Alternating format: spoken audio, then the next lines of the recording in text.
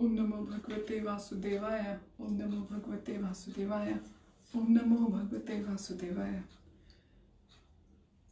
Welcome all to live reading from Ramayana. We are at the moment reading from Yuddha, and the fierce battle is still going on.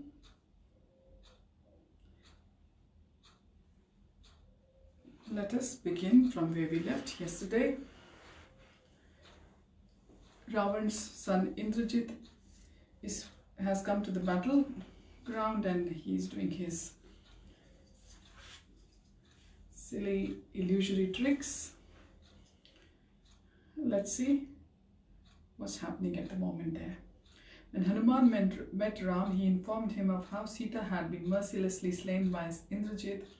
Immediately Ram fell to the ground unconscious. The monkeys came quickly and sprinkled water to revive him. Lakshman picked up Ram in his arms and lamented, "Oh, what terrible misfortune! It appears that virtue and vice have changed roles. Perhaps virtue is simply not strong enough to give a good result without the assistance of sufficient prowess. Therefore, it is best to just depend on one's prowess and forget all so-called moral considerations. I hereby vow to destroy all of Lanka, including Indrajit and Ravan. My dear Ram, please remember your divine position as the incarnation of Lord Vishnu and thus give up your excessive sorrow." So these were the words of Lakshman. Vibhishan then came forward, having restored the monkey soldiers to confidence. Seeing the grief-stricken Lakshman and Ram unconscious on his lap, he asked what has happened. As Lakshman began to explain Sita's death, Vibhishan interrupted, saying, "It is not possible that Sita has been killed by Indrajit or Ravan, for Ravan would never have voluntarily part with her. The Sita you saw being killed was certainly an illusory creation of Rakshas's mystic powers. O Lakshman, you should immediately go to Nikumbila and kill Indrajit while he is busy making sacrificial offerings. If you do not attack him now, Indrajit will once again make himself invisible and become unassailable."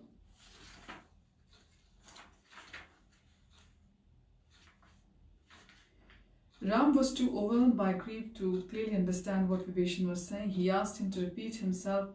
Vibhishan then explained further. Long ago, Indrajit performed severe austerities to satisfy Lord Brahma. Although the grandsire awarded Indrajit the Brahmastra and flying horses, he also predicted you will be killed by an enemy while engaged in performing sacrifices at Nikumbila. Therefore, Lakshman must go at once to kill him. Otherwise, he will become so powerful that all the monkeys will surely be slain. Hearing this, Ram ordered Lakshman, "Take Hanuman, Vibhishan and the rest of the monkey army." Lakshman touched Ram's feet, vowing to kill Indrajit as he departed.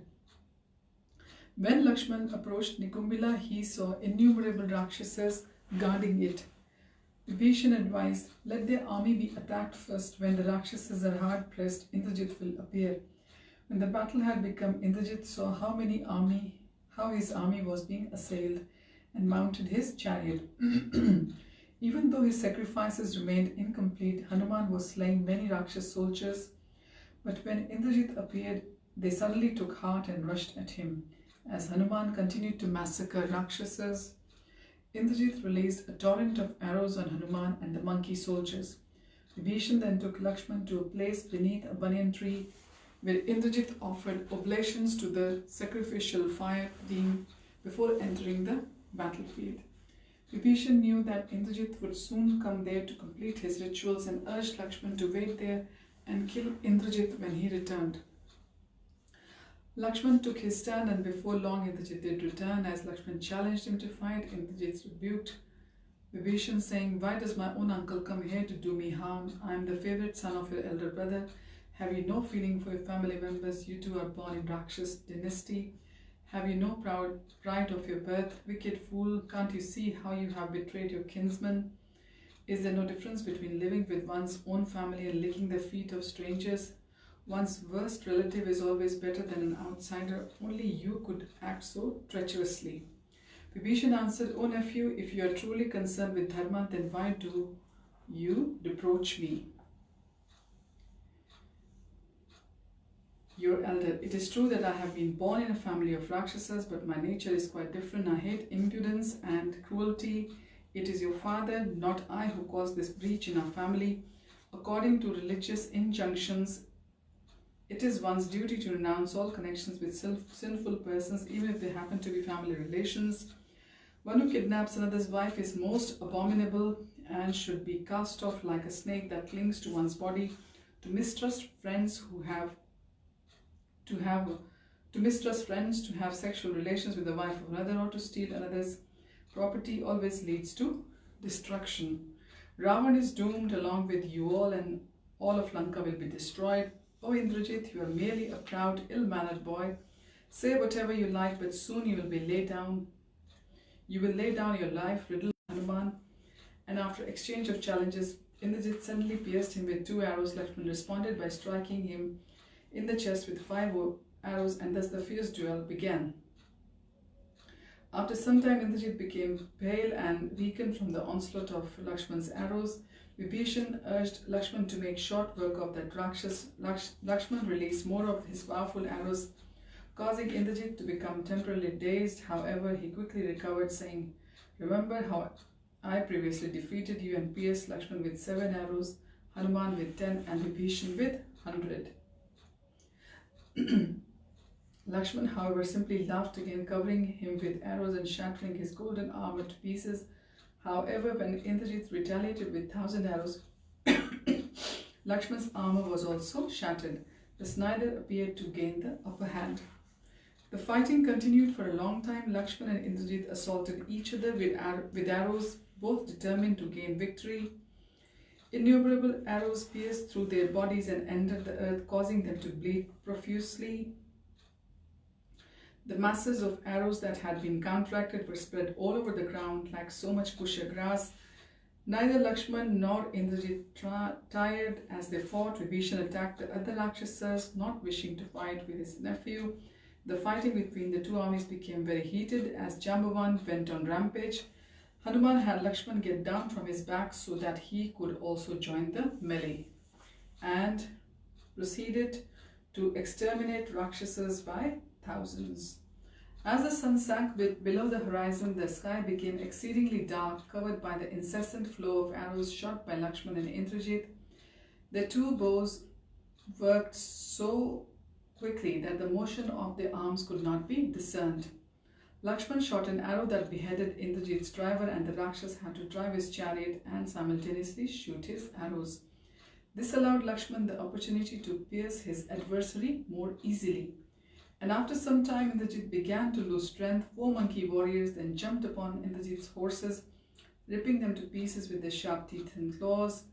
The monkeys then proceeded to smash the chariot to pieces, and Indrajit was forced to dismount. In the dense darkness, Lakshman began to close in on his foe. Indrajit ordered the Rakshasas to keep the monkeys engaged while he re-entered Lanka for a new chariot. After some time, when he returned to the battlefield with renewed enthusiasm and began slaying the monkeys by the thousands, causing the army to run to Lakshman's shelter. Lakshman then snapped Indrajit's bow and punctured his chest with 5 arrows. At that, Indrajit picked up stronger bow, but Lakshman counteracted with all the arrows he released. Lakshman flared up with energy and proceeded to strike every Rakshas with 2 arrows, while wounding Indrajit at the same time. Indrajit responded with a flurry of arrows, and Lakshman severed the charioteer's head and fired at the horses, throwing them into confusion. All the while, Indrajit's arrows bounced off Lakshman's armor. Considering his armor to be impenetrable, Indrajit began to shoot Lakshman in the forehead. Although wounded, death of his beloved. Sorry, I think I've missed a page here. Although wounded, Lakshman quickly struck Indrajit in the face with 5 arrows. Indrajit then stabbed Vibhishan's face with 3 arrows, causing him to rush at his nephew in a fit of rage, wielding his club.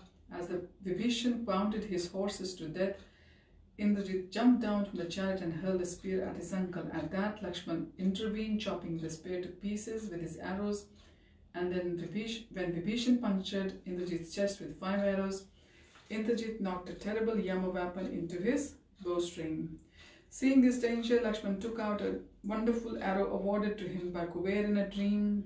When both weapons were released, they both collided in the mid-air, brightly lighting up the entire night sky and causing a huge explosion as they shattered into hundreds of pieces and cracking sparks and billowing smoke. Lakshman then released a Varuna weapon, then Indrajit neutralized it with the Rudra weapon. Taking the offensive, Indrajit shot an Agni weapon, but Lakshman successfully counteracted with the Surya missile. Indrajit then put the Asura weapon on his bowstring that immediately brought forth numerous swords, clubs, chakras and axes.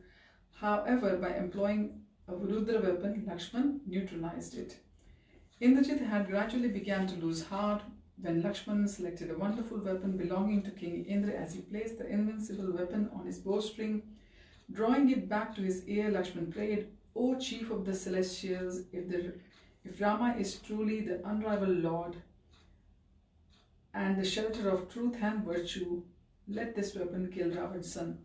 The refulgent arrow soared swiftly through the air and cut off the head of the Rakshas.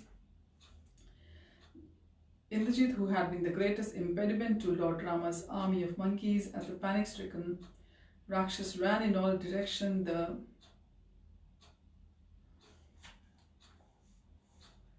monkeys shouted with joy, jumping up and down in the sky. Demigods and rishis cried out ecstatically, praising Lakshman's victory.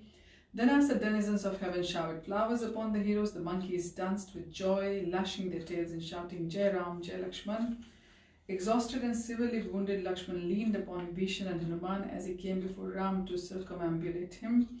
Vibhishan then narrated the entire story of Indrajit's defeat. Listening intently, Ram experienced transcendental pleasure. After congratulating Lakshman and smelling his head with great affection, Ram said, "Indrajit was just like Ravan's right arm. Now that he has been killed after 3 days and nights of the battle, the Rakshas will surely come out to fight." Lakshman was tormented with pain from the numerous wounds inflicted upon him. Therefore, Ram ordered Sushen to treat him and all the wounded monkeys.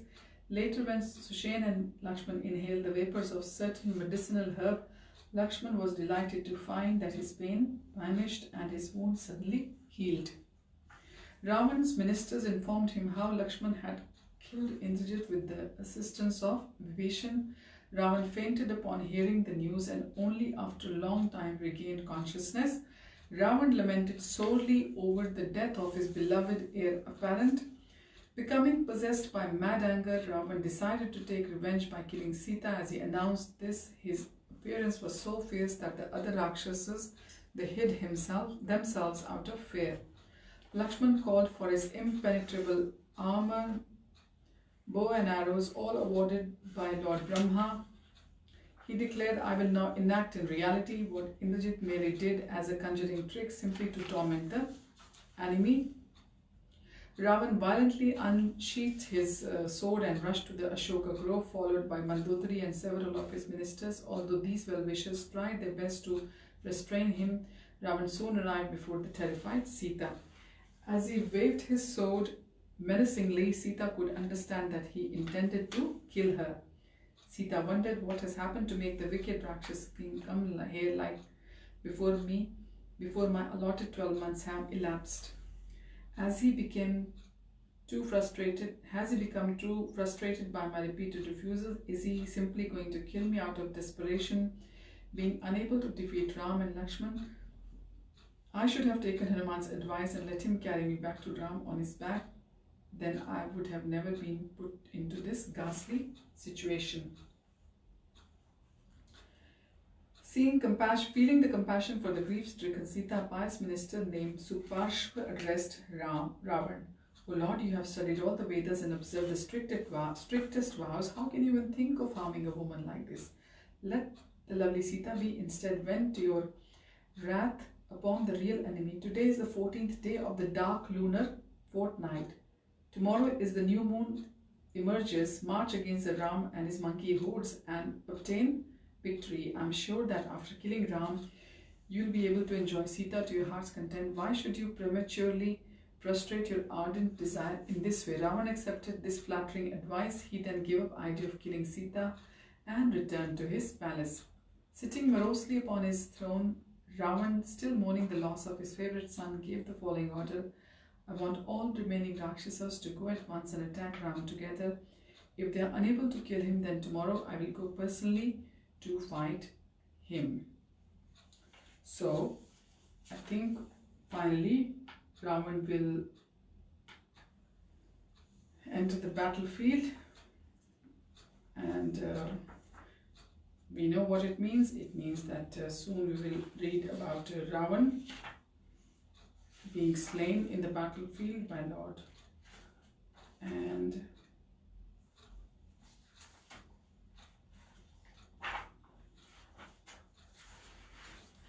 And then we'll be going towards the conclusion of Ramayana very soon. Thank you for watching. Thank you for joining in today's reading. And today is also the last day of the Kartik and last day of the Bhisham Panchak. And I wish you all a very blissful week ahead. Please offer your ghee lamps to the Lord and do some chanting if you can. Hear the kirtan or read the books or whatever you can, even if it's for 10 minutes. It'll be of great benefit to all of you. With these words, I take your leave. Hari Om Tat Sat. Hare Krishna.